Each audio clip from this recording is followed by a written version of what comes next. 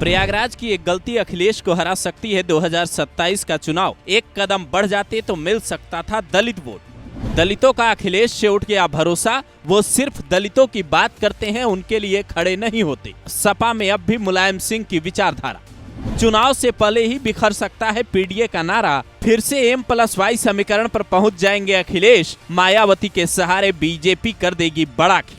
कहा जाता है कि राजनीति में कब क्या हो जाए इसका अंदाजा कोई भी नहीं लगा सकता। खास तौर से यूपी की राजनीति में सब अनिश्चितताओं का खेल है और अब यही खेल अखिलेश यादव के पीडीए को किनारे लगने से पहले ही गहरे समंदर में डुबा सकता है। क्योंकि जिन दलित वोटर्स को लुभाने के लिए अखिलेश यादव ने ये पीडीए का पासा फेंका था, वही वोटर अब अखिलेश से दूर हो सकता है, जिसके पीछे सिर्फ अखिलेश यादव की एक गलती है। सपा सुप्रीमो लंबे समय से लगातार यूपी में ठाकुरों को टारगेट कर रहे हैं, मुसलमानों के साथ दलितों और पिछड़ों की बात कर रहे हैं, लेकिन अगर मैदान में उतरकर खड़े होने की बात आती है तो अखिलेश मुसलमानों और यादवों के साथ ही खड़े नजर आते हैं। दलितों के लिए अखिलेश की तरफ से केवल बयान सामने आते हैं। अगर अखिलेश किसी दलित के लिए मैदान में उतरते भी हैं तो वो उनकी पार्टी का सांसद या विधायक तो होना ही चाहिए। इस सवाल को यूपी की जनता उठा रही है क्योंकि हाल ही के 2 प्रकरण में ऐसा कुछ देखने को मिला है। अखिलेश यादव 19 अप्रैल को आगरा पहुंचते हैं।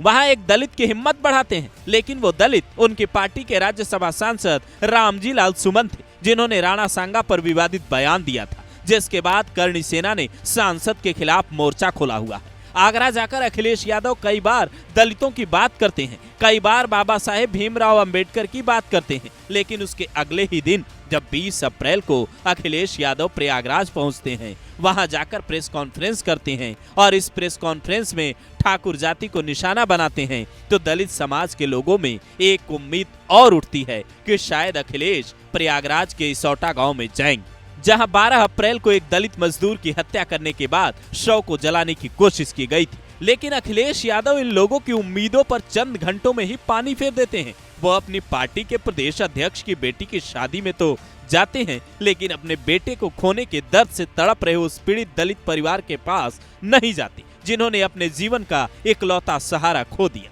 अखिलेश के प्रयागराज से ऐसे ही वापस लौटने के बाद ये सवाल खड़े होने लगे कि क्या वो वाकई में दलितों की परवाह कर रहे हैं या फिर ये सिर्फ 2027 के चुनाव में दलित वोट बैंक को हथियाने का एक जरिया भर है और चुनाव जीतते ही फिर से वो मुस्लिम यादव यानी कि M+Y समीकरण की बात करने लग जाएंगे। बस अखिलेश की यही गलती 2027 के चुनाव में उन पर भारी पड़ सकती है, क्योंकि मायावती इतनी आसानी से अपने कोर वोटर्स को छोड़ने वाली नहीं है और ना ही दलित वोटर मायावती का साथ इतनी आसानी से छोड़ेगा, जिसका फायदा एक बार फिर योगी आदित्यनाथ को मिलेगा और वो समाजवादी पार्टी के खिलाफ मजबूत घेराबंदी करके बीजेपी को जिताने की कोशिश करेंगे। हालांकि आपको क्या लगता है, क्या अभी भी समाजवादी पार्टी अंदर से मुलायम सिंह की दी गई विचारधारा पर ही काम कर रही है, जिसमें उनके लिए मुस्लिम और यादव वोट अहमियत रखता था और अखिलेश यादव बाहर से बदलने का दिखावा कर रहे हैं, दलितों को वोट के लिए जता रहे हैं